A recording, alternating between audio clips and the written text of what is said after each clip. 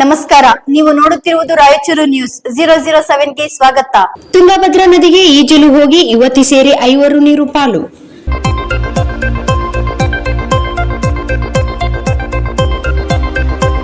ನದಿಗೆ ಈಜಲು ಹೋಗಿ ಒಂದು ಮಗು, 3 ಯುವಕರು ಹಾಗೂ ಓರ್ವ ಯುವತಿ ಸೇರಿ 5 ನೀರು ಪಾಲಾಗಿರುವ ಘಟನೆ ರಾಯಚೂರು ಗಡಿಯ ಮಂತ್ರಾಲಯದ ತುಂಗಭದ್ರಾ ನದಿಯಲ್ಲಿ ಸಂಭವಿಸಿದೆ. ಚಂದ್ರ 5 ವರ್ಷ, ಸತೀಶ್ 35 ವರ್ಷ, ರಾಘವೇಂದ್ರ 25 ವರ್ಷ, ಧನುಷ್ 23 ವರ್ಷ, ಉರುವಕೊಂಡದ ಸಂಧ್ಯಾ 22 ವರ್ಷ ನೀರು ಪಾಲಾದವರು ಮೂಲತಃ ಹೈದರಾಬಾದ್ನವರು ಎಂದು ಗುರುತಿಸಲಾಗಿದೆ.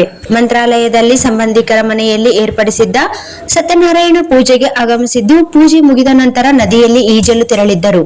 ನದಿ ನೀರಿನ ಆಳ ತಿಳಿಯದೆ ನೀರಿನಲ್ಲಿ ಕೊಚ್ಚಿಕೊಂಡು ಹೋಗಿದ್ದಾರೆ ಎಂದು ಮೂಲಗಳಿಂದ ತಿಳಿದು ಬಂದಿದೆ. ಯುವತಿ ಅಪರ್ಣಾ ಎಂಬುವವರು ಪಾರಾಗಿದ್ದು, ಧನುಷ್ ಮೃತದೇಹ ಪತ್ತೆಯಾಗಿದೆ.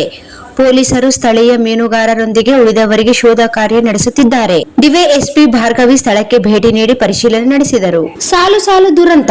ಕಪ್ಪೆ ಚಿಪ್ಪು ಹೆಕ್ಕಲು ಹೋಗಿ ಉತ್ತರ ಕನ್ನಡ ಜಿಲ್ಲೆಯ ಭಟ್ಟಾಳದ ಸಮೀಪ ಮೊನ್ನೆಯಷ್ಟೇ 11 ಜನ ಪ್ರಾಣ ಕಳೆದುಕೊಂಡಿದ್ದರು. ಕಪ್ಪೆ ಚಿಪ್ಪು ಸಂಗ್ರಹಿಸುತ್ತಿದ್ದ ವೇಳೆ ಏಕಾಏಕಿ ನದಿಯಲ್ಲಿ ನೀರು ಹೆಚ್ಚಾದ ಪರಿಣಾಮ ಮಹಿಳೆಯರು ಸೇರಿ ಹಲವರು ನೀರಿನ ರಭಸಕ್ಕೆ ಕೊಚ್ಚಿಕೊಂಡು ಹೋಗಿ ದುರಂತ ಸಂಭವಿಸಿತ್ತು. ಧಾರವಾಡ ತಾಲೂಕಿನ ಸಿಂಗನಹಳ್ಳಿ ಗ್ರಾಮದ ಬಳಿ ಇರುವ ಕೆರೆಯಲ್ಲಿ ಈಜಲು ಹೋದ 3 ಬಾಲಕರು ನೀರಲ್ಲಿ ಮುಳುಗಿ ನಿನ್ನೆಯಷ್ಟೇ ಪ್ರಾಣ ಬಿಟ್ಟಿದ್ದರು. ಈ ಘಟನೆಗಳು ಮಾಸುವ ಮುನ್ನವೇ ರಾಜ್ಯದಲ್ಲಿ ಮತ್ತೊಂದು ದುರಂತ ಸಂಭವಿಸಿದೆ.